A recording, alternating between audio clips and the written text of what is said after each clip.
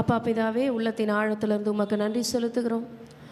இந்த காலை வேளையிலும் தேவனாகிய கர்த்தர் எங்களோடு கூட நீர் பேசுவீராக. தேவனாகிய கர்த்தருடைய வார்த்தை எங்கள் ஒவ்வொருவருக்குள்ளும் புறப்பட்டு வரட்டும் தகப்பனே. எங்களை புடமிடட்டும், எங்களை பலப்படுத்தட்டும், எங்களை உருவாக்கட்டும். அப்பா என்னுடைய ஆத்துமாக்களை உயிர்ப்பிக்கட்டும். தேவனே உமக்கு நன்றி செலுத்துகிறோம். இந்த காலை ஆராதனை நாங்கள் தொடங்குகிறோம். அப்பா இயேசுவின் ரத்தம் ஜெயம், இயேசுவின் நாமத்தில் பிதாவே, ஆமென். கர்த்தருடைய நாமத்துக்கு மகிமை உண்டாதாக. இன்றைக்கும் நாம் என்னாகமத்தின் புஸ்தகம் 22ஆம் அதிகாரத்தை நாம் தியானிக்க இருக்கிறோம்.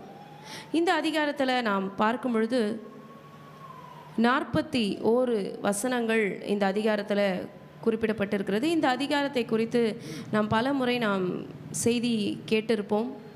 இதில் இப்படியெல்லாம் நடக்குமா என்று நாம் யோசிக்கிற அளவுக்கு ஒரு காரியம் இந்த அதிகாரத்தில் நடந்திருக்கிறது. தேவனாகிய கர்த்தர் ஒரு வித்தியாசமான காரியத்தை இந்த அதிகாரத்தில் செய்கிறத நம்மளால் பார்க்க முடியுது. நம்முடைய வாழ்க்கையிலையும் பல்வேறு சமயங்களில் பல்வேறு விதமான ப்ராப்ளம்ஸ், பல்வேறு விதமான பிரச்சனைகள் வருகிறது. இந்த ப்ராப்ளம்ஸ் எங்கேருந்து பிறப்பெடுக்கிறது, எங்கேருந்து இது உருவாகிறது முதல்ல அப்படின்னு நம்ம பார்க்கும்பொழுது, எந்த ப்ராப்ளமை நம்மளால் சால்வ் பண்ண முடியாது அப்படிங்கிறத நம்ம பார்க்கும்பொழுது, மைண்டில் இருக்கிற அந்த ப்ராப்ளமை நம்மளால் என்ன பண்ண முடியலன்னா சால்வ் பண்ண முடியாது. The battle field always start from the mind. ஒவ்வொரு மனுஷனுடைய அந்த சிந்தை தான் ஒருத்தங்களுக்கு முன்னாடி இருக்கிற ஒரு பெரிய யுத்த களமாக இருக்கிறது. அப்போ அந்த யுத்த களத்தை நாம் எப்படி மேற்கொள்ள முடியும் என்றால், ஆண்டவர் மேலே வைக்கிற விசுவாசத்தில் தான் அந்த யுத்த களத்தை நம்மால் மேற்கொள்ள முடியும். அப்போ டிஸ்பிலீஃப் இன் காட், அவிசுவாசம் ஆண்டவருக்குள்ள இருக்கும் பொழுது நம்மால் ஜெயிக்க முடியாது. அப்போ ஏதாவது ஒரு விஷயத்தை குறித்து, நம்முடைய எதிரியை குறித்து ஒரு பயமோ இல்லை ஒரு குழப்பமோ அவிசுவாசமோ இருக்கும் பொழுது நம்மளால் எதிரில் இருக்கிற எதிரியை நம்மளால் என்ன பண்ண முடியாது, ஜெயிக்க முடியாது. All the battles are won in the mind first. அது எந்த யுத்தமாக இருந்தாலும் முதலாவது, அது எப்பேற்பட்ட காரியமாக, ஒரு இன்டர்வியூக்கு போனாலும் சரி, இல்லை பிள்ளைங்க ஒரு எக்ஸாமுக்கு போனாலும் சரி, இல்லை உங்களுக்கு முன்னாடி வைக்கப்பட்ட எந்த ஒரு சவாலாக இருந்தாலும் சரி, all the battles are won in the mind first. அப்போ முதலாவது நம்மளுடைய சிந்தையை நாம் ஜெயிக்கும் பொழுது நம்மளால் என்ன பண்ண முடியும் அப்படின்னா, எதிரில் இருக்கிற காரியத்தை நம்மளால் ஜெயிக்க முடியும். இதை எப்படி சொல்கிறேன் என்றால், ஆண்டவராகிய இயேசு கிறிஸ்துவை நம்ம நம்பும் பொழுது நமக்குள்ளே இருக்கிற பயம், நமக்குள்ளே இருக்கிற குழப்பங்கள், கன்ஃபியூஷன்ஸ், இதெல்லாம் வெளியில் போகும் பொழுது அவருடைய வார்த்தையை சொல்ல சொல்ல நாம் நம்மை பலப்படுத்தி கொள்ள எதிரில் இருக்கிற எதிரியை நம்மளால் ஜெயிக்க முடியும். ஆனால் எந்த ஒரு மனுஷன் குழப்பத்தை பார்த்து, எந்த ஒரு மனுஷன் பயத்தை பார்த்து அதை ஃபோக்கஸ் பண்ணுறாங்களோ, அப்போது அவிசுவாசம் அவங்களுக்குள்ளே பிரவேசித்து ஜெயிக்கக்கூடிய ஒரு யுத்தத்தை கூட அவர்களால் ஜெயிக்க முடியாமல் போயிடும். இப்போ இந்த நாளில் தேவனாகிய கர்த்தர் எப்படி இஸ்ரவேலுக்கு விரோதமாக எழும்ப இருக்கிற ஒரு காரியத்தை ஜெயமாக எப்படி மாற்றினாருங்கிறத நம்ம பார்க்க போகிறோம். இந்த அதிகாரத்துக்கு ஒரு தலைப்பு கொடுக்கலாம், தே ஆர் பிளஸட், அவர்கள் ஆசீர்வதிக்கப்பட்டவர்கள் என்று ஒரு தலைப்பு கொடுக்கலாம். இப்பொழுதும் ஒவ்வொரு வசனமாக வாசித்து நாம் இந்த அதிகாரத்துக்குள்ளே நாம் பிரவேசிக்க இருக்கிறோம். 1ஆம் வசனத்தில் இருந்து 14ஆம் வசனம் வரைக்கும் ஒரு தலைப்பு நம்ம கொடுக்கலாம், இன்விடேஷன் நம்பர் 1. அண்ட் 15லேருந்து 21 வரைக்கும் இன்விடேஷன் நம்பர் 2. ஏனென்றால் ஏன் இந்த இன்விடேஷன் என்று நம்ம சொல்லுகிறோம் என்றால், ஆண்டவருடைய பிள்ளைகளாகிய இஸ்ரவேல் மக்களை சபிக்கும்படிக்கு இன்விடேஷன் கொடுக்கப்படுகிறது. முதலாவது ஒரு அழைப்புதல், 2வது ஒரு அழைப்புதல். அதற்கு பின்பு நம்ம பார்க்கும்பொழுது 3 விதமான ரெசிஸ்டன்சஸ். இதை நான் செய்ய மாட்டேன், இதை செய்யக்கூடாது அப்படிங்கிற மாதிரியான 3 விதமான ரெசிஸ்டன்சஸ் வருகிறது. 22ஆம் வசனத்தில் இருந்து 35ஆம் வசனம் முடிய, கடைசியாக 36லேருந்து 41 4 விதமான எல்லைகளை குறித்து இந்த இடத்துல ஆண்டவருடைய வசனம் நமக்கு சொல்கிறது. இதை நாம் ஒவ்வொன்றாக நாம் வாசிப்போம்.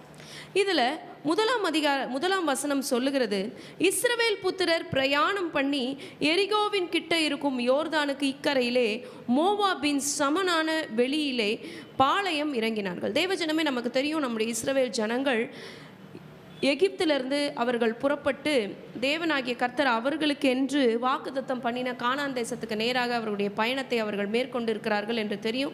வழியில் பல காரியங்களை அவர்கள் எதிர்கொண்டார்கள், பல சேலஞ்சஸ் எதிர்கொண்டார்கள், பல காரியங்களை அவங்க செய்தாங்க, முறுமுறுப்பு செய்தாங்க, பல ஆசீர்வாதங்களையும் தேவன் அவர்களுக்கு கொடுத்தார். இப்படியாக அவங்க நடந்து கொண்டு வந்துட்டே இருக்காங்க. 38 வருஷம் ஆகிறது. இன்னும் சில வருடங்களில் அல்லது சில நாட்களில் அவர்கள் கானானுக்குள்ளே பிரவேசிக்க போகிறார்கள். இதுதான் அவர்களுடைய சூழ்நிலை. அப்படி இருக்கும் பொழுது இப்போ அவங்க எந்த இடத்துல இருக்கிறார்கள், ரைட் நவ் அவங்க எங்கே இருக்காங்க அப்படின்னு பார்க்கும்பொழுது, எரிகோவிற்கு கிட்ட இருக்கும் யோர்தானுக்கு இக்கரையிலே மோவாபின் சமனான வெளிகளிலே பாளையம் இறங்கினார். அதாவது நடுவில் யோர்தான் நதி இருக்குது, இந்த பக்கம் மோவாப் இருக்குது, அந்த பக்கம் எரிகோ இருக்குது. நடுவில் யோர்தான் இருக்குது, இவங்க மோவாபில் இருக்காங்க, மோவாபோட சமவெளியில் இருக்காங்க. அவங்க யோர்தானை கடந்தாங்க அப்படின்னா அவங்களால எரிகோக்குள்ளே கடந்து செல்ல முடியும். அப்போ இந்த இடத்துல, இந்த மோவாபின் சமவெளியில் இந்த இஸ்ரவேல் மக்கள் அவர்கள் பாளையம் இறங்கினார்கள். அப்போ பாளையம் இறங்கும் பொழுது என்ன நடக்கிறது என்றால், இவர்கள் இந்த இஸ்ரவேல் மக்கள் எமோரியருக்கு செய்த யாவையும் சிப்போரின் குமாரனாகிய பாலாக் கண்டான். இந்த பாலாக் யார் என்கிறத நம்ம பார்க்கும் பொழுது ஹீஸ் அ கிங். அந்த பாலாக் எமோரியருக்கு இவர்கள் கண்டதை, இவர்கள் செய்ததை பார்த்து அவன் பயந்து போகிறான். தேவஜனமே, நம்முடைய இஸ்ரவேல் மக்கள் பார்க்கும் பொழுது தேவனாகிய கர்த்தர் அவர்களுக்கு பல வெற்றிகளை அவர்களுக்கு கொடுத்து கொண்டு வருகிறார். they fought a series of battles. கானானியர்களுக்கு விரோதமாக, எமோரைட்ஸ்க்கு விரோதமாக, பாஷானைட்ஸ்க்கு விரோதமாக நம்ம ஏற்கனவே அதிகாரத்தில் நாம் படித்திருக்கிறோம். அப்போ இவர்களுக்கு விரோதமாக அவர்கள் போரிட்டு அவர்கள் ஒவ்வொன்றாக அவர்கள் ஜெயித்து கொண்டு கடைசியாக இந்த மோவாபின் சமவெளியிலே அவர்கள் பாளையம் இறங்கிறார்கள். they have camped in the plains of Moab. அப்போ இந்த மோவாபினுடைய சமவெளியில் அவர்கள் வந்த பிறகு என்ன நடக்குது அப்படின்னா, ஜனங்கள் ஏராளமாக இருந்தபடினால் மோவாப் மிகவும் பயந்து, அப்போ இஸ்ரவேல் மக்களுடைய ஜனத்திரட்சியை பார்த்து, அவர்களுடைய எண்ணிக்கையை பார்த்து, அவர்களுடைய பலத்தை பார்த்து யார் இங்கே பயப்படுகிறார்கள் என்று நம்ம பார்க்கும் பொழுது, மோவாப் மிகவும் பயந்து, he was sick with a dread. இப்போ பயம் அப்படிங்கிற ஒரு காரியம் ஒரு மனிதனுக்குள்ளே பிரவேசிக்கும் பொழுது it psychologically affects him and put him down. அப்போ பயம் ஒரு மனுஷனுக்குள்ளே பிரவேசிக்கும் பொழுது என்ன நடக்கிறது என்றால், அவனுக்கு உள்ளே இருக்கிற எல்லா தைரியம், அவனுக்கு உள்ளே இருக்கிற கொஞ்சம் நஞ்ச அந்த ஹோப் எல்லாமே போய் அவனால் அடுத்த ஸ்டெப்பு எடுத்து வைக்க முடியாத அளவுக்கு அவன் பலம் குன்றி போகிறான். ஒருவேளை ஃபிசிக்கலாக அவன் ஸ்ட்ராங்காக இருந்தாலும் அந்த பயம் அவனுக்குள்ளே பிரவேசிக்கும் பொழுது அந்த ஃபிசிக்கல் ஸ்ட்ரென்த்தை கூட இந்த பயம் குறைத்து விடுகிறது. அப்படியாகத்தான் இந்த மோவாப், இந்த இஸ்ரவேல் மக்களுடைய இந்த ஜனத்திரட்சியை அவர்கள் பார்க்கும் பொழுது அவர்கள் பயந்து இஸ்ரவேல் புத்திரர் நிமித்தம் கலக்கம் அடைந்து அவங்க ரொம்ப பயந்து போகிறாங்க. ஏன்? எமோரியர்களை எதிர்த்து இவர்கள் ஜெயித்தார்களே, இவங்க இவ்வளோ பெரிய கூட்டமாக இருக்கிறாங்களே, ஐயோ இப்போ நம்மளுடைய தேசத்துக்கு இந்த மோவாபுக்கு வந்து விட்டார்களே, மோவாபின் சமவெளியில் இவங்க வந்துட்டாங்களே, இப்போ அடுத்த அட்டாக் நமக்கு தான் அப்படிங்கிற மாதிரி இந்த மக்கள் அவர்கள் பயப்படுகிறார்கள். அடுத்த வசனம் நம்ம பார்க்கும் பொழுது அவங்களுடைய பயத்தை ஒரு உருவகப்படுத்தி அவர்கள் சொல்லுகிறார்கள். மீதியானின் மூப்பரை நோக்கி, மாடு வெளியின் புல்லை மேய்கிறது போல இப்பொழுது இந்த கூட்டம் நம்மை சுற்றி இருக்கிற யாவையும் மேய்த்து போடும் என்றான். அக்காலத்திலே சிப்போரின் குமாரனாகிய பாலாக் மோவாபியருக்கு ராஜாவாயிருந்தான். தேவஜனமே, இந்த இடத்துல சொல்லப்பட்டிருக்கிறது, மாடு வெளியின் புல்லை மேய்கிறது போல, like an ox licks up the grass of the field. எப்படி ஒரு மாடு, ஆங்கில வேதாகமத்தில் ஆக்ஸ் சொல்லப்பட்டிருக்கிறது, ஆனால் நம்முடைய தமிழ் வேதாகமத்தில் மாடு என்று சொல்லப்பட்டிருக்கிறது. இந்த மாடுகள் எப்படி அந்த புல்வெளியை மேய்ந்து போடுகிறதோ, அதில் ஒன்று கூட மிச்சம் மீதி வைக்காத படிக்கு ஃபுல்லாக அதை எப்படி டேக் ஓவர் பண்ணி அதை மேய்ந்து போடுகிறது போல இப்போ இந்த கூட்டம் நம்மை சுற்றி வந்திருக்கிறது. அப்போ இந்த கூட்டம் நம்மையும் மேய்த்து போடும் என்கின்ற அளவுக்கு இவர்கள் பயந்து போயிருக்கிறார்கள். இப்போ இந்த குறிப்பிட்ட காலகட்டத்தில் யார் இந்த மோவாபுக்கு ராஜாவாக இருக்கிறார் என்று பார்க்கும் பொழுது, சிப்போரின் குமாரனாகிய பாலாக் மோவாபியருக்கு ராஜாவாக இருந்தான் என்று இங்கே குறிப்பிடப்பட்டிருக்கிறது. இப்போ இந்த வேளையில் உபாகமத்தின் புஸ்தகம் 2ஆம் அதிகாரம் 9ஆம் வசனத்தை நாம் வாசிக்க போகிறோம். அதில் என்ன குறிப்பிடப்பட்டிருக்கிறது என்றால்,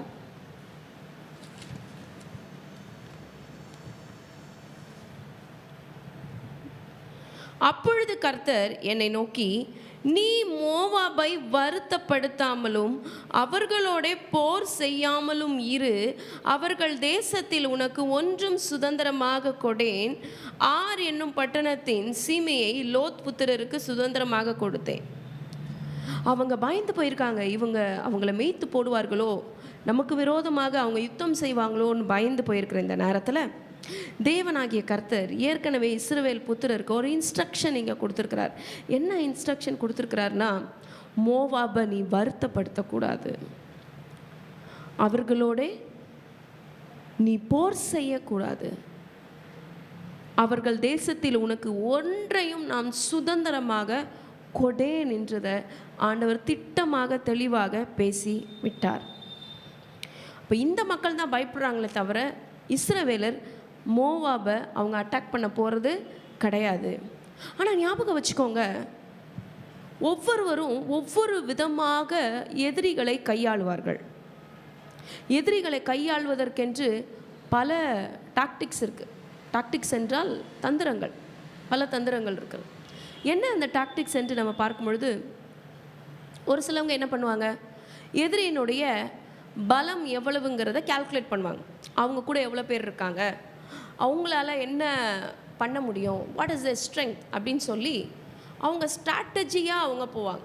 ஓகே, அவங்களோட பலன் இவ்வளோ இருக்கா, அப்போ நம்மளுடைய பலனை வளர்த்து கொண்டு அவர்களோடு கூட போரிட வேண்டும் என்று ஸ்ட்ரெயிட் ஃபார்வர்டாக எதிரியை நோக்கி போராடுவாங்க. ஆனால் தந்திரமாக எதிரியை நோக்கி போரிடுகிறவர்கள் செய்கிற காரியம் என்னென்றால், இந்த அதிகாரத்தில் நம்ம படிக்கிற மாதிரி மந்திரம் பண்ணுறது, அவர்களுக்கு விரோதமாக ஸ்பிரிச்சுவல் ரியால்மை டேப் பண்ணி விடுறது. அப்போது நம்ம வாழ்க்கையிலையும் நம்ம இப்பேற்பட்ட காரியங்களை சந்திக்க கூடும். ஒருத்தவங்க நம்மளை அட்டாக் பண்ண நினைக்கும் பொழுது நேராக வந்து அட்டாக் பண்ணாத படிக்கு தந்திரமாக தேவனுடைய பிள்ளைகளுக்கு விரோதமாக துர்க்கிரியைகளை செய்து, மந்திரங்களை செய்து, ஸ்பிரிச்சுவல் ரியால்மில் இருக்கிற பல காரியங்களை அவங்க என்ன பண்ணுவாங்க, டேப் பண்ணி விடுவாங்க. ஆனால் இதே வசனத்தில் இதே அதிகாரத்தை நமக்கு சொல்லியிருக்கிறது, யாக்கோபுக்கு விரோதமான மந்திரவாதம் இல்லை, இஸ்ரவேலுக்கு விரோதமான குறி சொல்லுதல் இல்லை. இந்த இஸ்ரவேல் மக்களுக்கு விரோதமாக அவங்கள கண்ட்ரோல் பண்ணணும் அப்படின்னு சொல்லிட்டு இந்த பாலாக் எடுத்த முயற்சி தான் ஒரு பாகால் தீர்க்கதரிசியான பீலேயாம டேப் பண்ணி அவரிடத்துல சென்று அவரை இஸ்ரவேல் மக்களை சபிக்கும்படிக்கு ஒரு பிளான் பண்ணுறான். அப்போது நம்மளோட மைண்டு எந்த மாதிரியான காரியங்களை எதிர்கொள்ளுகிறது நம்ம பார்க்க போகிறோம். If you want to attack someone, go straight forward, don't go at the back. இப்போ இந்த அதிகாரத்தில் நம்ம பார்க்குறோம், நம்ம எந்த ஒரு விஷயத்தையுமே நம்ம நேராக தான் செய்யணுமே தவிர பின்னாடி செய்கிறது, பின்னாடி பேசுறது, புறம் கூறுகிறது. இந்த அதிகாரத்தில் பார்க்கும்போது ஸ்பிரிச்சுவல் ரியால்மை, ஆவிக்குரிய உலகத்தை தட்டி அவனுக்கு விரோதமாக ஒரு மந்திரம் செய்ய வைக்கிறது, இந்த மாதிரியான காரியங்களில் எந்த சூழ்நிலையிலும் கர்த்தருடைய பிள்ளைகள் ஈடுபடக்கூடாது. அது ஆண்டவருக்கு அருவருப்பான ஒரு காரியமாக இருக்கிறது. இந்த அதிகாரத்தில் இந்த பாலாக் அவனால் எதுவும் செய்ய முடியாது, ஏன்னா அவனுக்கு தெரிஞ்சிச்சு இவங்க மிக திரளான ஜனம், இவங்களுடைய ஆண்டவர் பெரியவர், இவங்க தொட்டது எல்லாமே ஆண்டவர் வெற்றியாக கொடுக்குறார், இவங்களை என்ன பண்ண முடியாது, நம்ம ஜெயிக்க முடியாது. அப்போ இவங்களை நம்ம ஜெயிக்கணும்னா வேற மாதிரி தான் ஜெயிக்கணும். It was a cunning plan of Balak. இப்போ பல நேரத்தில் நமக்கு விரோதமாக cunningness, the spirit of cunningness will rise. ஆனால் இந்த ஸ்பிரிட் ஆஃப் கன்னிங்னஸை நம்ம எப்படி ஜெயிக்க முடியும் அப்படின்னா, it is through the Holy Spirit. பரிசுத்த ஆவியானவருடைய நிறைவில் தான் நாம் அவற்றை ஜெயிக்க முடியும். இந்த அதிகாரத்தில் முதலாவதாக ஒரு இன்விடேஷன் அவங்க கொடுக்குறாங்க. பேயோரின் குமாரனாகிய பீலேயாமுக்கு கொடுக்குறாங்க. பேயோரின் குமாரனாகிய பீலேயாமை அழைத்து வரும்படிக்கு தன் சந்ததியாருடைய தேசத்தில் நதி அருகே உள்ள பெத்தூருக்கு ஸ்தானாதிபதிகளை அனுப்பி, எகிப்திலிருந்து ஒரு ஜனக்கூட்டம் வந்திருக்கிறது, அவர்கள் பூமியின் விசாலத்தை மூடி எனக்கு எதிரே இறங்கி இருக்கிறார்கள் என்று பீலேயாமிடத்தில் போய் இந்த விஷயத்தை அழைத்து வரும்படிக்கு இன்விடேஷன் போகிறது. இப்போ இந்த பீலேயாம் யாருங்கிறத நம்ம பார்க்கும் பொழுது, பீலேயாம் ஒன்றும் ஆண்டவருடைய தீர்க்கதரிசி இல்லை. He belongs to pagan. ஆனாலும் பீலேயாமுக்கு அந்த குறிப்பிட்ட காலகட்டத்தில் அந்த நாட்களில் ஒரு பெயர் இருக்குது, ஒரு ரெப்யூட்டேஷன் இருக்கிறது. அப்போ பீலேயாம் இடத்துல போனால் இந்த சொல்யூஷன் கிடைக்கும், பீலேயாம் கிட்ட தான் வழி கிடைக்கும் அப்படிங்கிற மாதிரியான ஒரு ரெப்யூட்டேஷன் அவருக்கு உண்டாயிருக்கிறதுனால, அப்போ இந்த பாலாக் இஸ்ரவேல் மக்களை ஜெயிக்க வேண்டும் என்றால் பீலேயாம் கிட்ட நாம் போகணும் அப்படிங்கிற ஒரு காரியத்தை நாம் பார்க்குறோம். ஆனாலும் நம்ம பார்க்குறோம், இந்த பீலேயாம்ங்கிற வார்த்தை இதற்கு முன்னாடி வேறு எங்கேயாவது குறிப்பிடப்பட்டிருக்கிறதா என்று நாம் பார்க்கும் பொழுது எங்குமே வேதாகமத்தில் குறிப்பிடப்படவில்லை. இதற்கு முன்னாடி நம்ம என்ன ஆகமத்தில் இருக்கோம், இதற்கு முன்பாக எந்த இடத்துலையும் பீலேயாம்ங்கிற வார்த்தையை பற்றி குறிப்பிடப்படவில்லை. அப்போது அதே போல தான் நம்ம பார்க்குறோம், மெல்கிசேதேக் ஆண்டவராகிய பிரதான ஆசாரியர்னு சொல்லிட்டு மெல்கிசேதேக்கை குறிப்பிடப்பட்டிருக்கிறது. ஆபிரகாமே மெல்கிசேதேக்குக்கு அவர் காணிக்கைகளை கொண்டு போய் கொடுக்குறார், தசம பாகங்களை கொண்டு போய் கொடுக்குறார். அப்போ ஒரு அன்கிளியராக இருக்குது, இவ்வளோ நாள் எங்கே இருந்தாங்க இவங்க, மெல்கிசேதேக் அப்படி திடீர்னு அந்த அதிகாரத்தில் வந்தாரோ, அதே போல் தான் இந்த பீலேயாம்ங்கிற இந்த ஒரு கேரக்டரும் இதற்கு முன்னாடி வேறு எந்த அக்கௌண்ட்டும் அவரை பற்றி இல்லை, இதற்கு முன்னாடி எந்த குறிப்புகளும் அவரை பற்றி இல்லை. ஆனால் இந்த அதிகாரத்தில் அப்படியே தோன்றுகிறார், பேயோரின் குமாரனாகிய பீலேயாம், தட்ஸ் ஆல். அவரை பற்றி சொல்லியிருக்கிற டிஸ்கிரிப்ஷன். அப்போது ஒரு வேக் ஸ்பிரிச்சுவல் கனெக்ஷன் இந்த இடத்துல குறிப்பிடப்பட்டு இருக்கிறது. அப்போ இந்த பீலேயாம் பார்க்கும்பொழுது இங்கிலீஷில் பாலாம் என்று சொல்லப்பட்டிருக்கிறது பீலேயாமுக்கு. So Balaam is not at all a good prophet. He is not a good prophet. அப்போது அவர் என்ன செய்கிறாருங்கிறா, சில மந்திரங்களை செய்து, சில காரியங்களை செய்து, ஸ்பிரிச்சுவல் ரியால்மில் சில காரியங்களை செய்து, அதன் மூலமாக மக்களுடைய மனசில் ஒரு பெரிய இடத்தை அவர் பிடித்திருக்கிறார். ஆனாலும் நம்ம நல்ல ஞாபகத்தில் வைத்துக்கொள்ள வேண்டும், நமக்கு மட்டும் நம்முடைய ஆண்டவர் உண்மை உள்ளவருங்கிறது தெரியாது. இந்த மந்திரம் தந்திரம் செய்கிறவங்களுக்கும் தெரியும் ஜீசஸ் தான் உண்மை உள்ளவர். ஏன்னா they cannot enter into that spiritual realm. அவங்களால அதுக்குள்ளார போக முடியாது. அவங்க அந்த ஏரியா பக்கம் கூட போக மாட்டாங்க. ஒரு கிறிஸ்தவர்களுக்கு விரோதமாக ஒரு காரியம் செய்ய வேண்டும் என்று யாராவது அவங்க சொன்னாங்கன்னா அவங்களால என்ன பண்ண முடியாது, அந்த டாஸ்க்கை கையில் எடுக்க முடியாது. Because they know that Jesus is a true God. நம்ம போய் என்ன பண்ண முடியாது, எந்த காரியமும் செய்ய முடியாதுங்கிறது தெரியும். இந்த இடத்துல என்ன நடக்கிறது என்றால், முதலாவது ஒரு இன்விடேஷன் இவங்களுக்கு போகுது. அப்போது அவங்க சொல்கிறாங்க, அவர்கள் எண்ணிலும் பணவான்கள். அவங்க ரிப்போர்ட் பண்ணுறாங்க பீலேயாம் கிட்ட, ஆகிலும் நீர் ஆசீர்வதிக்கிறவன் ஆசீர்வதிக்கப்பட்டவன், நீர் சபிக்கிறவன் சபிக்கப்பட்டவன் என்று அறிவேன். ஆதலால் நீர் எனக்காக இந்த ஜனத்தை சபிக்க வேண்டும், அப்பொழுது ஒருவேளை நான் அவர்களை முறியடித்து அவர்கள் இந்த தேசத்தை துரத்து விடலாம் என்று சொன்னான். அப்போ பாலாக்கோட பிளான் எவ்வளோ கன்னிங் பிளானாக இருக்குது பாருங்க. அவனால் நேராக போய் ஜெயிக்க முடியாததுனால இந்த தீர்க்கதரிசியை, இந்த பீலேயாம் இந்த பேயோரின் குமாரன் ஆகிய பீலேயாம் கிட்ட ஆள் அனுப்பி இந்த இஸ்ரவேல் மக்களை ஆவிக்குரிய ரீதியாக முதல்ல ஜெயிக்கணும்னு சொல்லிட்டு அவன் யோசிக்கிறான். இப்போ இந்த இடத்துல இருந்து நாம் கற்றுக்கொள்ளுகிற சத்தியம் என்ன அப்படின்னா, the things are one in the spiritual world first. அவங்களே என்ன நம்புகிறாங்க அப்படின்னா, இதை நம்ம கண்ட்ரோல் எடுத்தோம்னா அவங்கள என்ன பண்ணலாம், டிஃபீட் பண்ணலான்னு நினைக்கிறேன். ஆனால் தேவ ஜனமாகிய நாம் நம்முடைய ஆவிக்குரிய வாழ்க்கையை நாம் பலப்படுத்தி கொள்ள பல நேரத்தில் நாம் தவறி விடுகிறோம். இப்போ நமக்கு முன்னாடி ஒரு பிரச்சனை வரும்பொழுது அந்த பிரச்சனையை நாம் மாம்ச ரீதியாகத்தான் நம்ம போய் ஃபேஸ் பண்ணுறோமே தவிர, ஆவிக்குரிய ரீதியாக ஸ்ட்ரெங்தன் பண்ணி, ஆவிக்குரிய ரீதியாக ஜெபித்து, ஆவிக்குரிய ரீதியாக ஆண்டவருடைய சமூகத்தில் காத்திருந்து, ஆண்டவர் இந்த விஷயத்துக்கு என்ன சொல்யூஷன் கொடுக்குறாரு, வெதர் எஸ் ஆர் நோ, நீங்கள் என்ன ஆண்டவரே சொல்கிறீங்க அப்படிங்கிறத கேட்டுட்டு போகிறதுக்கு வெயிட் பண்ணுறதுக்கு பேஷன்ஸ் கிடையாது. ஆனால் இந்த இடத்துல பாருங்கள், ஸ்பிரிச்சுவல் ரியால்மை தான் அவங்க ஃபஸ்ட்டு போய் டச் பண்ணுறாங்க. நீங்கள் ஆசீர்வதிச்சிங்கன்னா அவங்க ஆசீர்வாதமாக இருப்பாங்க, நீங்கள் சபிச்சிங்கன்னா அவங்க சபிக்கப்பட்டவர்களாக இருப்பாங்க. அதனால் நீங்கள் வந்து அந்த ஜனத்தை சபிங்க அப்படின்னு சொல்லி பீலேயாமை கன்வின்ஸ் பண்ணுறாங்க. இப்போது இந்த இடத்துல நம்ம பீலேயாமை பற்றி நம்ம பார்க்க போகிறோம். இந்த பீலேயாமை பற்றி 2 பேதுரு 2ஆம் அதிகாரம் 15ஆம் வசனம் 16ஆம் வசனம் என்ன சொல்லுகிறதுங்கிறத நம்ம பார்க்க போகிறோம். அதில் சொல்லுகிறது, செம்மையான வழியை விட்டு தப்பி நடந்து பேயோரின் குமாரனாகிய பீலேயாமின் வழியை பின்பற்றி போனவர்கள். அப்போ பீலேயாம் செம்மையான வழியை விட்டு தப்பி நடப்பவன் என்று எந்த இடத்துல குறிப்பிடப்பட்டிருக்கிறது? 2 பேதுரு 2ஆம் அதிகாரம் 15ஆம் வசனம் 16ஆம் வசனம் சொல்லப்பட்டிருக்கிறது. இந்த பீலேயாமுக்குள்ள என்ன அப்பேற்பட்ட ஒரு காரியம் இருந்ததுன்னா, கிரீடினஸ், பேராசை அவனுக்குள்ளே இருந்தது.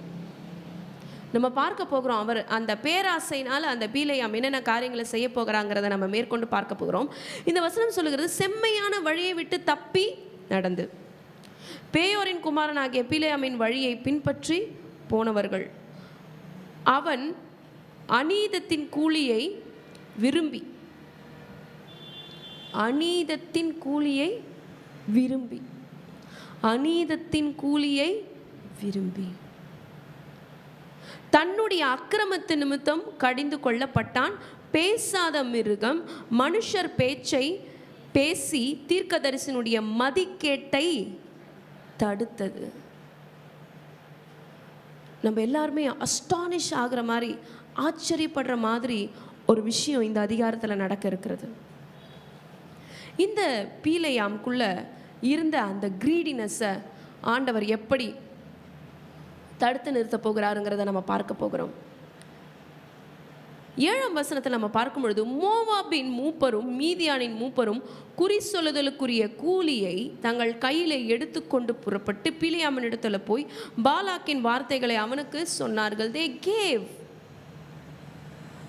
the gifts. அந்த கூலியை அவனிடத்தில் கொடுக்கறதுக்காக அவர்கள் சென்றார்கள். அந்த ஃபீஸ் அவர்களிடத்தில் கொடுக்கறதுக்கு சென்றார்கள். ஆனால் அவன் என்ன பண்ணுறான் பாருங்க, அவன் அவர்களை நோக்கி, ராத்திரிக்கு இங்கே தங்கியிருங்கள், கர்த்தர் எனக்கு சொல்லுகிறபடியே உங்களுக்கு உத்தரவு கொடுப்பேன் என்றான். அப்படியே மோவாபின் பிரபுக்கள் பீலேயாமினிடத்தில் தங்கினார்கள். ஏன் அவனுக்கு தெரியாதா இஸ்ரவேல் மக்கள் ஆண்டவர் வந்து அவங்கள ப்ரொடெக்ட் பண்ணுவார், அவங்களுக்கு விரோதமாக நம்மளால் ஒன்றும் செய்ய முடியாதுன்னு தெரியும். அவனுக்கு எல்லாமே தெரியும். ஆனாலும் he had a greediness in his heart. இவங்க கிட்டேருந்து நம்மளால் என்ன பண்ண முடியும்? பல செல்வங்கள் நமக்கு வர முடியும், இவங்க கிட்டேருந்து நம்ம கூலி வாங்கி கொள்ள முடியும் என்று நினைத்து தான் அன்றைக்கு இரவு அவங்கள ரா தங்க சொல்லியிருக்கிறான். அன்றைக்கு இரவு அவர்கள் ரா தங்கினார்கள். they lodged there. இதற்கு பிறகு என்ன நடக்குது என்றால், தேவன் பீலேயாமின் இடத்துல வந்து, உன்னிடத்தில் இருக்க அந்த மனிதர் யார்? பிலேயாம் தேவனை நோக்கி, சிப்போரின் குமாரனாகிய பாலாக் என்னும் மோவாபின் ராஜா அவர்கள் என்னிடத்தில் அனுப்பி, பூமியின் விசாலத்தை மூடுகிற ஒரு ஜனக்கூட்டம் எகிப்திலிருந்து வந்திருக்கிறது, ஆகையால் நீ வந்து எனக்காக அவர்களை சபிக்க வேண்டும், அப்பொழுது நான் அவர்களுடைய யுத்தம் பண்ணி ஒருவேளை அவர்களை துரத்தி விடலாம் என்று சொன்னான் என்றார். அப்போ அதற்கு ஆண்டவர் தேவன் என்ன சொல்லுகிறார்? நீ அவர்களுடைய போக வேண்டாம், அந்த ஜனத்தை சபிக்கவும் வேண்டாம், அவர்கள் ஆசீர்வதிக்கப்பட்டவர்கள் என்றார். அவங்கள சபிக்க வேண்டாம் என்று ஆண்டவர் பிலேயாம் கிட்ட சொல்லிட்டாரு.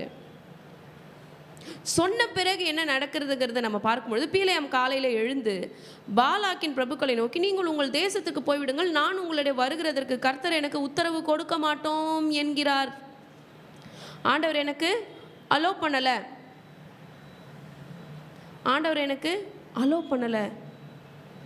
அவங்கள அனுப்பிடுறான். ஆனால் இதற்கு பிறகு என்ன நடக்குதுங்கிறத பார்க்கும்பொழுது செகண்ட் இன்விடேஷன் ஸ்டார்ட் ஆகுது.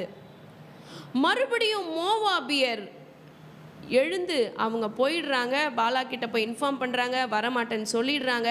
ஆனால் பாலாக் என்ன பண்ணுறான் அப்படின்னு பார்க்கும்போது இன்னும் அதிக பிரபுக்களை மறுபடியும் பிலேயாமினிடத்தில் அனுப்பினான்.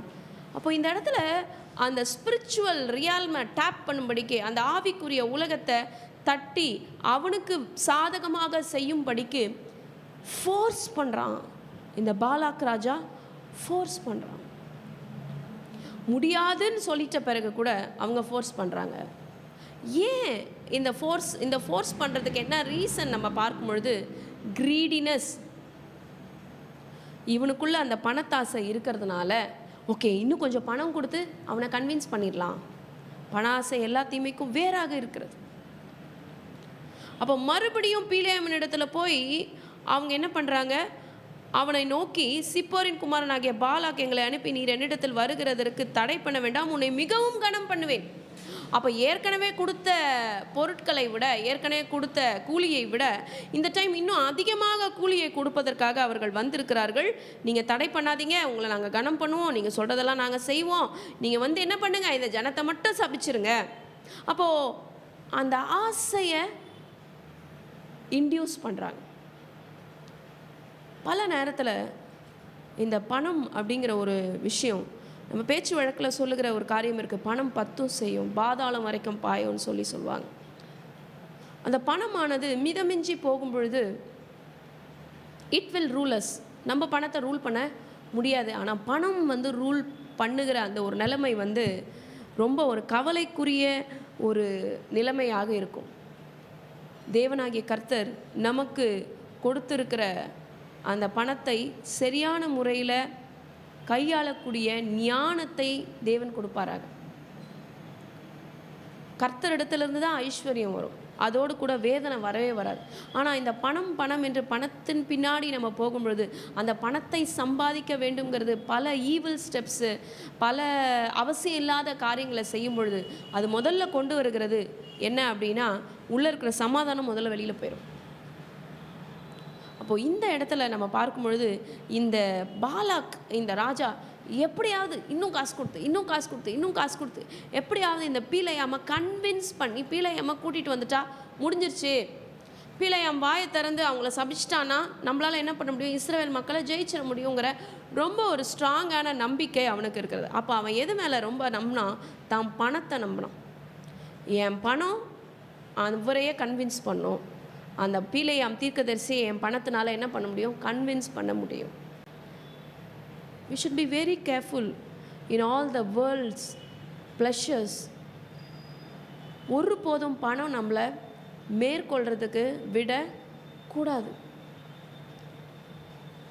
இந்த இடத்துல என்ன நடக்கிறதுங்கிறத நம்ம பார்க்க போகிறோம். பிலேயாம் பாலாக்கின் ஊழியக்காரருக்கு பிரதியுத்தரமாக அவன் என்ன சொல்றான்னா, பாலாக் எனக்கு வீடு நிறைய வெள்ளியும் பொன்னும் தந்தாலும், சிறிய காரியமானாலும் பெரிய காரியமானாலும் செய்யும் பொருட்டு என் தேவனாகிய கர்த்தரின் கட்டளையை நான் மீறக்கூடாது. ஆனால் இந்த இடத்துல நம்ம பார்க்குறோம், என் தேவனாகிய கர்த்தர் என்னோடத்துல பேசினாருங்கிறத நம்ம பார்க்குறோம். ஆனால் இந்த பிலேயாம் தீர்க்கதரிசி, அவர் இந்த பிலேயாம் தீர்க்கதரிசியை குறித்து நம்ம அனலைஸ் பண்ணி பார்க்கும்பொழுது, பிலேயாம் தீர்க்கதரிசி ஆண்டவருடைய பிள்ளை இல்லைங்கிற அந்த ரெக்கார்ட் தான் நமக்கு இருக்கிறது. ஆனாலும் பல நேரத்தில் ஆண்டவர் என்ன பண்ணுறாரு, ஆப்போசிட் டீமில் உள்ள பீப்புள் கூடயும் பேசுகிறாரு. தேவனுடைய பிள்ளைகளிடத்தில் மட்டும் இல்லை, ஆப்போசிட் டீமில் இருக்கிற ஆப்போசிட் டீமில் இருக்கிறவர்கள் இடத்துல தேவன் என்ன பண்ணுறாரு, பேசுகிறார். இப்போ இந்த இடத்துல அந்த நைட்டில் என்ன நடக்குது நம்ம பார்க்குறோம். கர்த்தர் இனிமேல் எனக்கு என்ன சொல்லுகிறாருங்கிறதை நான் அறியும்படிக்கு இன்றைக்கும் நீங்கள் ராத்திரி தங்குங்க அப்படின்னு சொல்கிறான். இப்போ முன்னாடி நாள் ராத்திரி தங்கினது இல்லாமல் திரும்பி இன்றைக்கும் ராத்திரி நீங்கள் என் கூட தங்குங்க.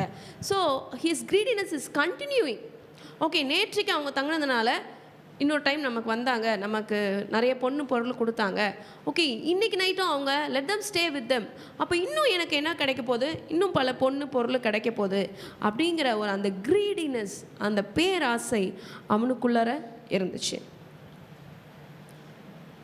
திரும்பி அடுத்த நாள் காலையில் என்ன நடக்குது அப்படின்னா, பீலேயாம் காலமே எழுந்து தன் கழுதை மேல் சேனங்கட்டி மோவாபின் பிரபுக்களோட அவர் போனான். அப்போது he prepared himself. ஓகே, நம்ம போகலாம் அப்படின்னு சொல்லிட்டு. ஆனால் இந்த இடத்துல நம்ம பார்க்கும் பொழுது ரெசிஸ்டன்சஸ், 3 விதமான ஒரு தடைகளை நம்ம இந்த இடத்துல நம்ம பார்க்க போகிறோம். கர்த்தருடைய தூதனானவர் என்ன பண்ண போகிறாருங்கிறத பார்க்குறோம். கர்த்தருடைய தூதனானவர் வழியிலே அவனுக்கு எதிராளியாக நின்றார். அவன் தன் கழுதையின் மேல் ஏறி போனான். அவன் வேலைக்காரர் 2 பேரும் அவனோட கூட இருந்தார்கள். கர்த்தருடைய தூதனானவர் உருவின பட்டயத்தை தம்முடைய கையில் பிடித்து கொண்டு வழியிலே நிற்கிறதை கழுதை கண்டு, தேவ சாயலில் படைக்கப்பட்ட மனிதனுக்கு எதிரில் ஒரு தூதன் இருக்கிறாங்கிறது கண்ணுக்கு தெரியல. ஆனால் ஆண்டவருடைய படைப்பாகிய கழுதையோட கண்ணுக்கு தெரிஞ்சிச்சு, கர்த்தருடைய தூதன் எதிரில் நிற்கிறான். இது எப்படி நடந்திருக்கும் நம்ம யோசிச்சு பார்ப்போமே. God can touch any living being to do his work. நம்ம பல இடத்துல பார்க்குறோம், ஆண்டவர் பல நேரத்தில் பறவைகளை, மிருகங்களை அவரோட டாஸ்க்கை செய்யும்படிக்கே அவர் யூஸ் பண்ணுறார். யோனாவை ஒரு மீன் விழுங்கி போட்டு அந்த டிரான்சிஷன் ப்ராசஸில் யோனா மனம் மாறுகிற அந்த நேரத்தில் மீனுடைய வயிற்றில் இருந்து தேவனிடத்தில் ஒப்பு கொடுத்து கர்த்தருடைய திட்டத்துக்கு தன்னை ஒப்பு கொடுத்தாருங்கிறத நம்ம பார்த்தோம். நோவாவின் காலத்தில் நம்ம பார்க்கும் பொழுது வெளியில் இருக்கிற நிலம் காய்ந்ததாங்கிறத பார்த்துட்டு வந்தது ஒரு tau. God can use even any living being. எலியாவை தேவன் காகத்தை கொண்டு போஷித்தார். இது எதை குறிக்குதுன்னா, மனுஷங்களாகி நீங்கள் நான் சொல்கிறத கேட்கல, அதனால் ஆண்டவர் என்ன பண்ணுறாரு, லிவிங் பீங்க, சாதாரண அவர் படைத்த, அவர் உண்டாக்கின ஒரு கிரியேச்சரை தொடுறார். இன்னும் ஒரு ஆச்சரியமான விஷயம் இந்த அதிகாரத்தை நம்ம படிச்சிருப்போம். அந்த கழுதை வாயை திறந்து பேச போகுது. ஹவ் அஸ்டானிஷிங், ஹவ் மார்வலஸ், எவ்வளோ ஒரு ஆச்சரியமான ஒரு விஷயம். அப்போ கண்கள் மறைக்கப்பட்டு இருக்கிறது. பல நேரத்தில் மனிதர்களுடைய கண்கள் மறைக்கப்பட்டிருக்கிறது. கர்த்தருடைய தூதனானவர் உருவின பட்டயத்தோடு கையிலே பட்டயத்தை பிடித்து கொண்டு வழியிலே நிற்கிறதை கழுதை கண்டு வழியை விட்டு வயலிலே விலகி போயிற்று. அது பயப்படுது. ஐயோ, நம்ம இப்போ ஸ்டார்ட் பண்ணுற இந்த ப்ராசஸ், இந்த போகிற வேலை தப்பான வேலை போல இருக்குது, என்னுடைய எஜமானை நான் அலர்ட் பண்ணணும் அப்படின்னு சொல்லிட்டு அது குறிப்பிடப்பட்ட அந்த பாதையில் அது போகாமல் அது வயலில் போகுது. அப்போ கழுதையை வழியில் திருப்ப பிழையாம் அதை என்ன பண்ணுறான், அடிக்கிறான். ஸோ இது ஃபஸ்ட்டு ரெசிஸ்டன்ஸ், ஃபஸ்ட்டு தடையை ஆண்டவர் கொண்டு வருகிறார். அடுத்தது பார்க்குறோம், கர்த்தருடைய தூதனானவர் இருபுறத்திலும் சுவர் வைத்திருந்த திராட்சை தோட்டங்களின் பாதையிலே போய் நின்றார்.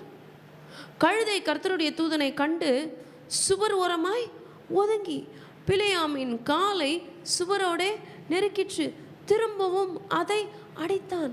அவருடைய கண்ணானது பண ஆசையினால் அப்படியே மூடப்பட்டு இருக்கிறது. He know everything about Israelites. இஸ்ரவேல் மக்களை சபிக்க கூடாது, இஸ்ரவேல் மக்களுடைய ஆண்டவர் ரொம்ப பெரியவர், ஆனாலும் கூலி வாங்கிட்டான்.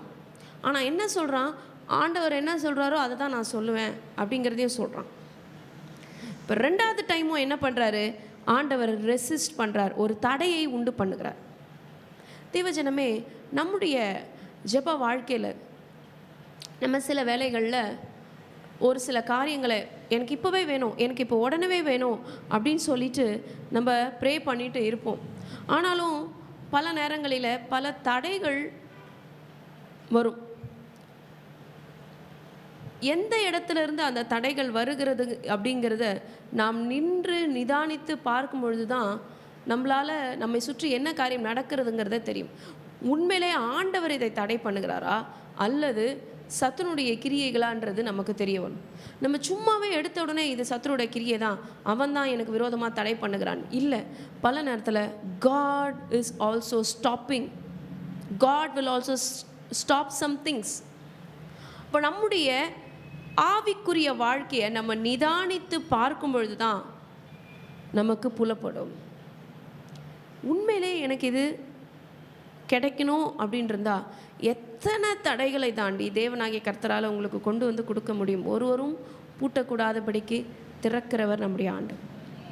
ஆனால் அதே ஆண்டவர் தான் ஒருவரும் ஓப்பன் பண்ணாதபடிக்கு பூட்டுறவரும் அவர் தான். ஒருவரும் பூட்டக்கூடாதபடிக்கு திறக்கிறவரும், ஒருவரும் திறக்கக்கூடாதபடிக்கு பூட்டுறவரும் அவர் தான். ஞாபகம் வச்சுக்கோ. So we should be very careful in நம்மளுடைய நமக்கு வருகிற ஆசீர்வாதங்களாக இருக்கட்டும், நமக்கு வருகிற பல பொருட்கள், நமக்கு வருகிற என்ன காரியமானாலும் அது எந்த வழியில் வருகிறது, உண்மையிலே அது கர்த்தருடைய பிரியமான வழியில் நம்முடைய கரங்களுக்கு வருகிறதா, இட் இஸ் காட்ஸ் வில் அப்படின்னா எந்த ஒரு காரியமும் தடை பண்ணாது. அப்படியே தடைகள் வந்தாலும் அந்த தடைகளை தாண்டி தேவன் அப்பேற்பட்ட ஆசீர்வாதங்களை நமக்கு நிச்சயமாக கொடுப்பார். இந்த இடத்துல நம்ம பார்க்கிறோம், இரண்டாவது தடையை ஆண்டவர் உண்டு பண்ணுகிறார். இருபுறத்திலும் சுவர் வைத்திருந்த அந்த திராட்சை தோட்டங்களின் பாதையில் கழுதைக்கு முன்பாக கர்த்தருடைய தூதனானவர் போய் நிற்கிறார். கழுதை அதை பார்த்து சுவரோட நெருக்கிற்று. திரும்பவும் அந்த கழுதை என்ன பண்ணுறான், அடிக்கிறான். அப்பொழுது கர்த்தருடைய தூதனானவன் என்ன பண்ணுறாரு, வலது புறமும் இடது புறம் விலக வழி இல்லாதபடிக்கு இடுக்கமான இடத்துல என்ன பண்ணுறார், போய் நிற்கிறாரு. கழுதை கர்த்தருடைய தூதனை கண்டு தேர்ட் டைம் பிலேயாமின் கீழ் படுத்து கொண்டது.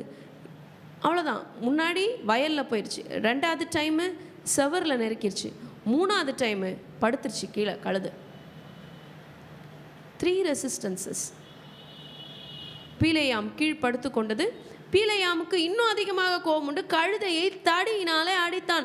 உடனே கர்த்தர் கழுதையின் வாயை திறந்தார். அது பீலேயாமை பார்த்து, நீர் என்னை இப்பொழுது 3 தரம் அடிக்கும்படிக்கு நான் உமக்கு என்ன செய்தேன் என்றது.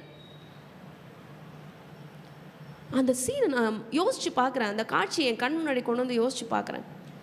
கழுதை வாயை திறந்து பேசுது. 3 டைம் என்ன அடிச்சியே, நீ அடிக்கிறதுக்கு நான் என்ன பண்ணேன்?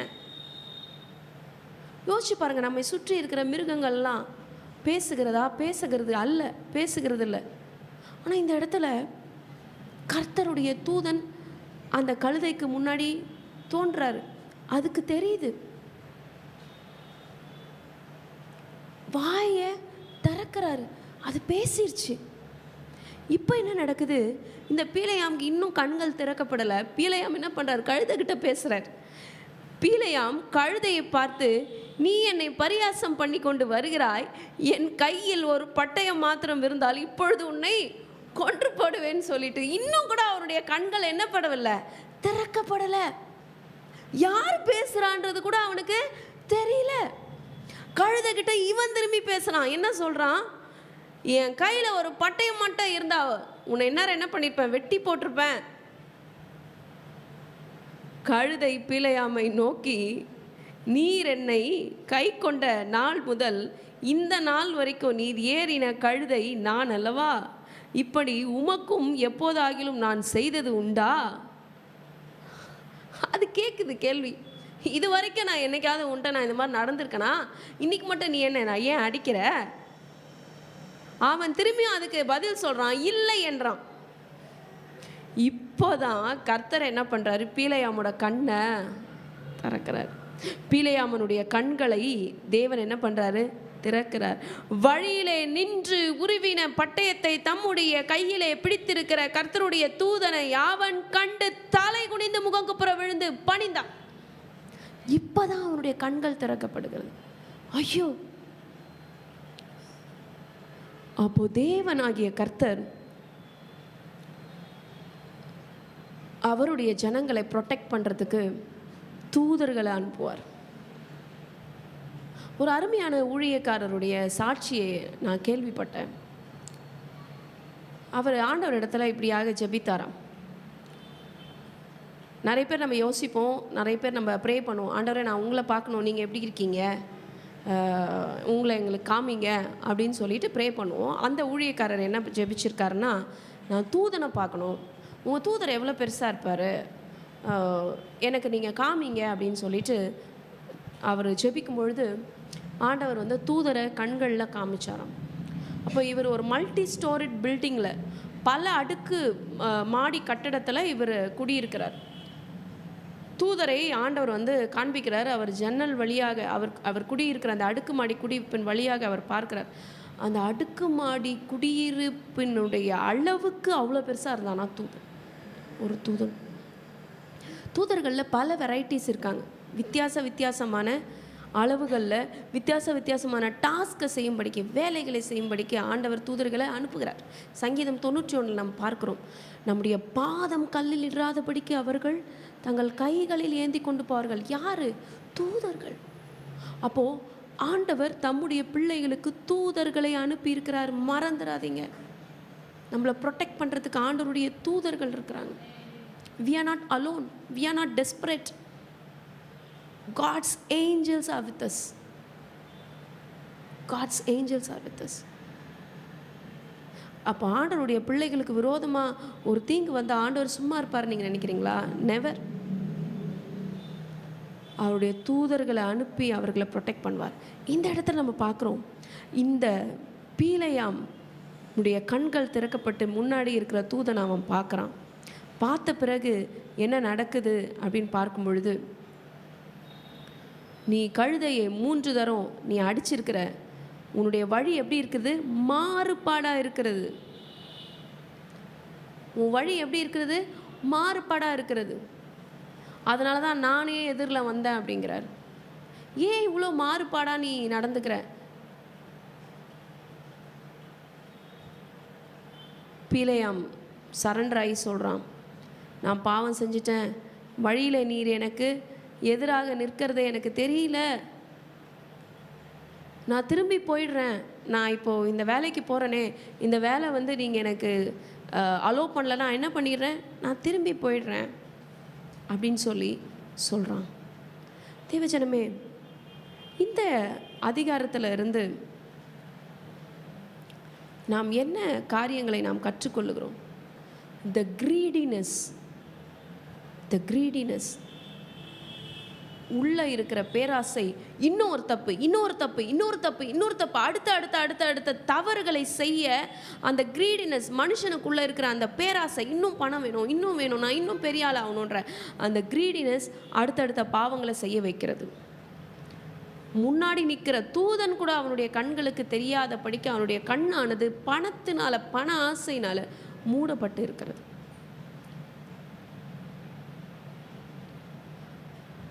அது மாத்திரம் இல்லை, தேவனுடைய ஜனத்திற்கு விரோதமாக என்ன காரியத்தை யார் எந்த மூளை முடுக்கில் இருந்து ஆப்ரேட் பண்ணாலும் அவருக்கு தெரியும். Everything is in his control. அந்த சராசரங்களும் யாருடைய கண்ட்ரோலில் தான் இருக்குது? அவரோட கண்ட்ரோலில் தான் இருக்குது. தேவன் அவருடைய பிள்ளைகளை கண்ணை இமை காப்பது போல காத்து கொண்டிருக்கிறார். உள்ளம் கையில் வரைந்து வைத்திருக்கிறார். We are God's beloved. உனக்கு விரோதமாக உருவாக்கப்படும் எந்த ஆயுதமாக இருந்தாலும் அது வாய்க்காதே போகும். அதை தான் ஆண்டவர் இங்கே ப்ரூவ் பண்ணுறார். இவன் சபிச்சா அவங்க சபிக்கப்பட்டு போவாங்க, இவன் ஆசீர்வதிச்சா அவங்க ஆசீர்வாதமாக இருப்பாங்க. அப்படி ஒரு பேர் அவனுக்கு அந்த இடத்துல ஒரு ரெப்யூட்டேஷன் இருக்கிறது. ஆனால் அந்த பீலையாமை மீட் பண்ணுறதுக்கு ஆண்டவர் தன்னோட தூதனை அனுப்புகிறாரு.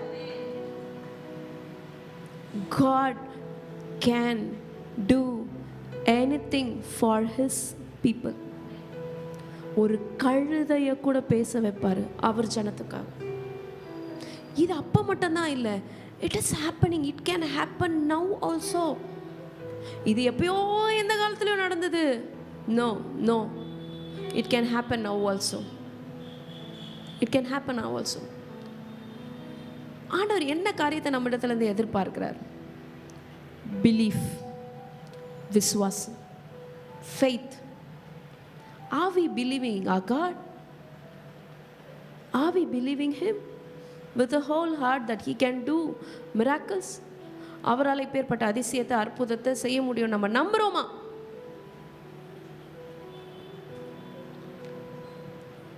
அடுத்த காரியம் என்ன நடக்கிறதுனா, பிலேயாம் வர்றத பாலாக் பார்க்குறான்.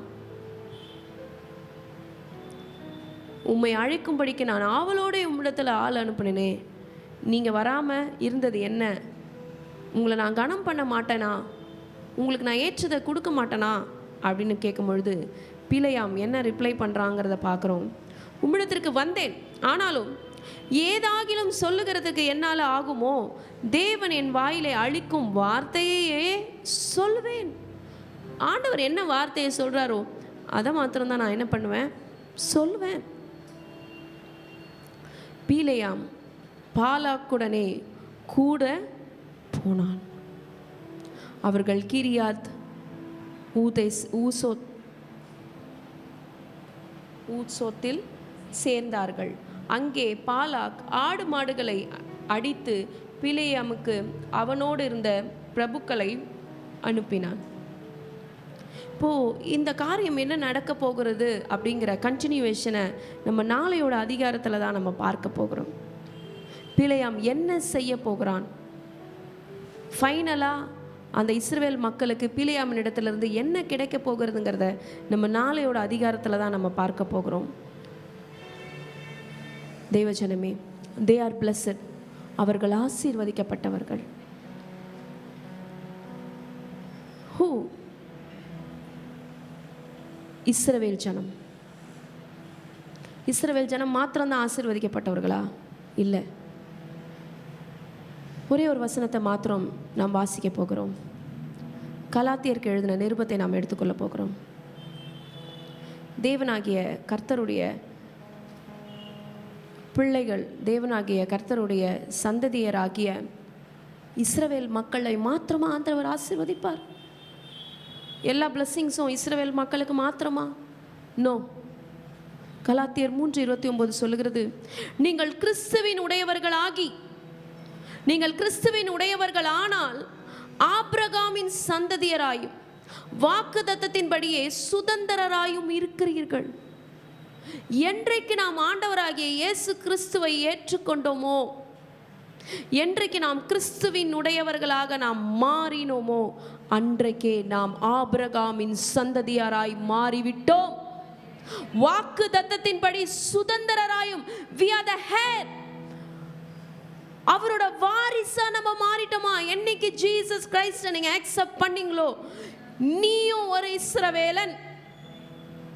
குறித்துக் கொள்ளுங்கள், கலாத்தியர் 3:29, நீங்கள் கிறிஸ்துவின் உடையவர்களானால் ஆபிரகாமின் சந்ததியராயும் வாக்குத்தத்தின்படியே சுதந்திரராயும் இருக்கிறீர்கள்.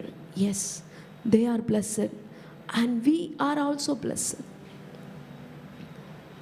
ஆண்டவருடைய சமூகத்தில் நம்ம ஒப்பு கொடுக்க போகிறோம்.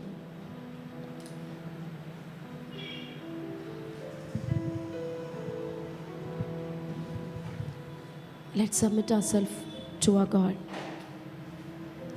இன்னைக்கு நாம் கர்த்தருக்கு விரோதமான காரியங்கள், அவருடைய பண ஆசை, பேராசை, கர்த்தருடைய வழிகளை விட்டு நாம் ஒரு வேலைக்கு வந்தால் இன்னைக்கு ஆண்டு சமூகத்தில், அப்பா நானும் ஆண்டவரை எனக்கு கொடுத்த அழைப்பை விட்டு நான் விலைக்கு போகிறேன்.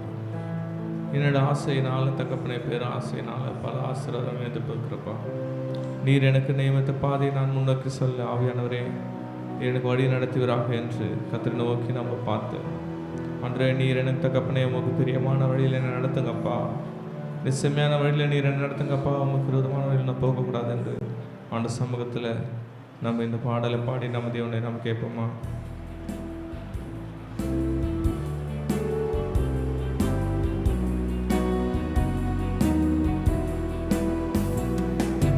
உமக்கு பிரியமானதை செய்ய எனக்கு கற்றுத் தாரும் தெய்வமே, உமக்கு பிரியமானதை செய்ய எனக்கு கற்றுத் தாரும் தெய்வமே.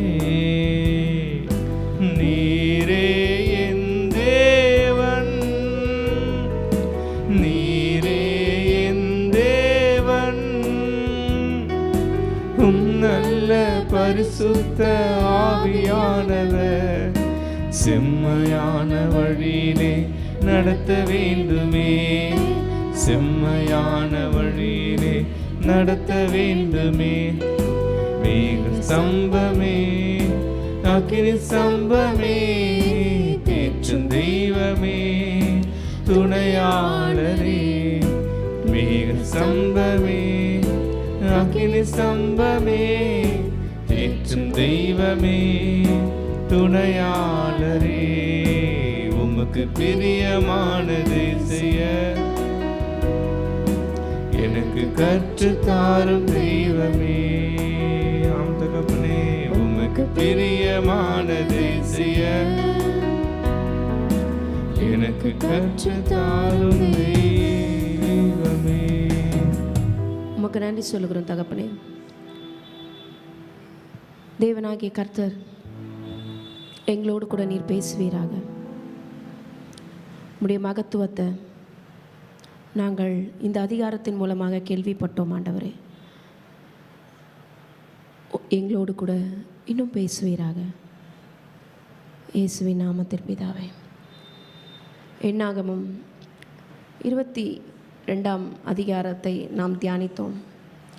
அதில் 19வது வசனம் சொல்லுகிறது, கர்த்தர் இனிமேல் எனக்கு என்ன சொல்லுவார் என்பதை நான் அறியும்படிக்கு நீங்களும் இந்த ராத்திரி இங்கே தங்கியிருங்கள் என்றான்.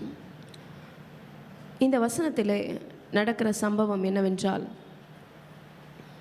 பீலேயாம் கிடத்தில் பாலாக்கின் பிரபுக்கள் வந்து பொன்னும் பொருளும் கொடுத்து இஸ்ரவேல் மக்களை சபிக்கும்படிக்கு அவர்கள் வந்து சொல்லுகிறார்கள். அவற்றையெல்லாம் ஏற்றுக்கொண்ட இந்த பீலேயாமோ என்ன செய்கிறான் என்றால், இன்றைக்கு இரவும் இந்த ராத்திரியும் என்னோடு கூட தங்கியிருங்கள் என்று சொல்லுகிறான். இந்த வசனத்தில் மாத்திரமல்ல, இதற்கு முன்பாகவும் அவன் இந்த பாலாக்கின் இடத்துல இருந்து வந்த அந்த ஸ்தானாதிபதிகளை இன்றைக்கு இரவும் என்னோட கூட நீங்கள் தங்கியிருங்கள் என்று 8ஆம் வசனத்தில் நம்ம பார்க்கிறோம். இவையெல்லாம் எதை குறிக்கிறது என்றால், இந்த பாலாக்கினுடைய இந்த செல்வத்தின் மேலே இந்த பீலேயாமுக்கு இருந்த அந்த கிரீடினஸ், அந்த பேராசையை நம்ம பார்க்கிறோம். பண ஆசை எல்லா தீமைக்கும் வேறாய் இருக்கிறது. இன்னும் வேணும், இன்னும் வேணும், நான் இன்னும் சம்பாதிக்க வேண்டும் என்று நினைத்து அந்த பீலேயாம் இன்னைக்கு இரவு இவர்களை தங்க வைத்தால் இன்னும் என்னால் நிறைய காசு அவர்களிடத்திலிருந்து பெற்றுக்கொள்ள முடியும் என்று அன்றைக்கு இரவும் தங்க வைத்திருக்கிறான். இந்த காரியத்திலிருந்து கர்த்தருடைய பிள்ளைகளாகிய நாம் தெரிந்து கொள்ளுகிற விஷயம் என்ன? நாம் பேராசைப்படக்கூடாது. We should have a contented heart. இந்த ஆசீர்வாதம் எனக்கு போதும். நம்ம ஆண்டவரிடத்தில் ஆசீர்வாதத்திற்காக ஜெபிக்கலாம். கர்த்தாவே, இந்த காரியத்தை எனக்கு நீங்கள் கொடுங்க, என்னை நீங்கள் பிளஸ் பண்ணுங்கன்னு சொல்லி நம்ம ஆண்டவரிடத்தில் நாம் ஜெபிக்கலாமே தவிர we should not have greediness in our heart. பேராசை அப்படிங்கிற ஒரு எண்ணம் நம்முடைய மனதிற்குள்ளே வரக்கூடாது. அந்த பேராசைங்கிற காரியம் நமக்குள்ளே வரும்பொழுது கர்த்தரிடத்துல இருந்தே அந்த காரியம் நம்மை பிரித்து விடுகிறதாக இருக்கிறது. நம்முடைய உள்ளத்தில் என்ன காரியம் இருக்கிறதோ அதை பற்றி மாத்திரம்தான் நம்ம யோசிச்சுக்கிட்டே இருப்போம். நம்ம உள்ளத்தில் என்ன காரியத்தை நம்ம யோசிச்சுட்டு இருக்கிறோம்?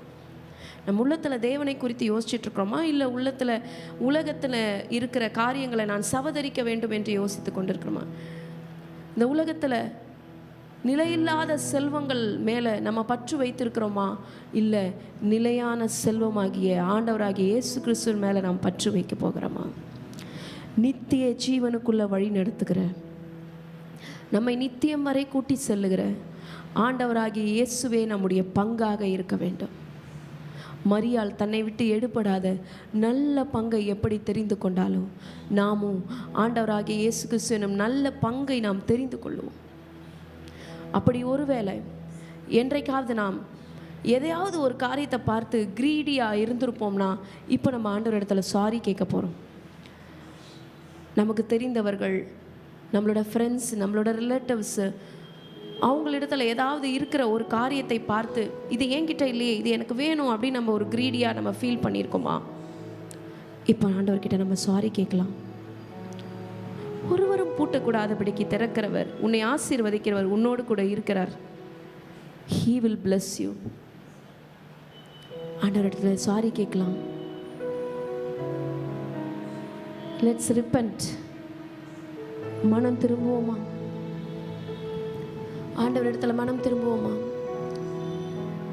உலக பெருமை சிற்றின்பம் உதறி விட்டேனையா, உலக பெருமை சிற்றின்பம் உதறி விட்டேனையா, கசப்பு வெறுப்பு காயங்கள் கடந்தே போனதையா, கசப்பு வெறுப்பு காயங்கள் கடந்தே போனதையா, அர்ப்பணித்தேன் நான் அர்ப்பணித்தேன், அர்ப்பணித்தேன் நான் அர்ப்பணித்தேன், என் ஆவி ஆத்ம சரீரம் அர்ப்பணித்தேன், என் ஆவி ஆத்ம சரீரம் அர்ப்பணித்தேன்,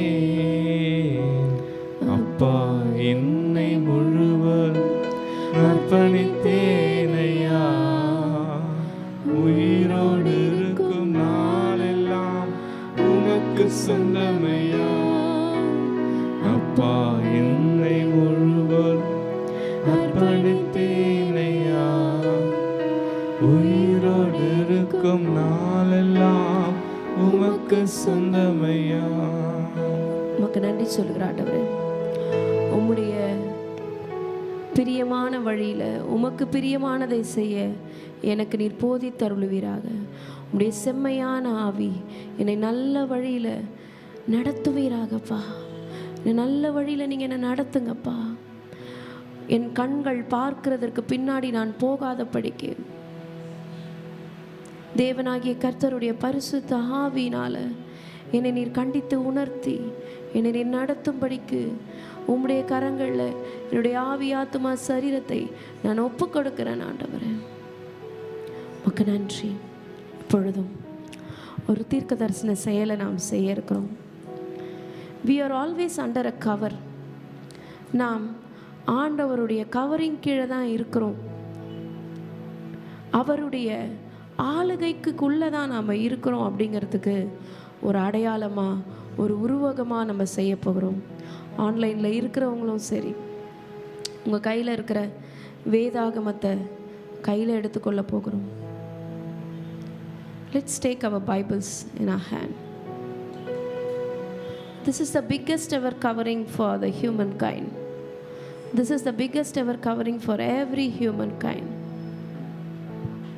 உங்களோட பைபிளை உங்கள் தலைக்கு மேலே இப்படி வச்சுக்கோங்க. ஆண்டவரே, உம்முடைய வேதாகமத்துக்கு கீழ்ப்பட்டு நான் இருக்கிறேன்ப்பா. Cover me, Lord. Cover me, Lord. உம்முடைய ஆளுகைக்குள்ளாக நான் வருகிறேன்ப்பா. உம்முடைய ஆளுகையை தாண்டி நான் எந்த காரியத்தையும் செய்யாதபடிக்கு தேவன் நீர் எனக்கு உதவி செய்வீராகப்பா. அப்பா, இந்த அதிகாரத்தில் நாங்கள் வாசித்தோம், அந்த பீலையாமுடைய கண்கள் மறைக்கப்பட்டு 3 தரம் அவன் தூதன் முன்னாடி நிற்கிறத கூட அவனால் பார்க்க முடியாதபடிக்கு அவனுடைய கண்கள் மறைக்கப்பட்டிருந்ததப்பா.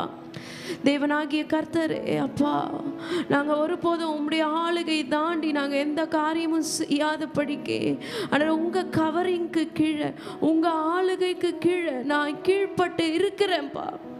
Lord, I'm under your covering, Lord. I'm under your covering, Lord.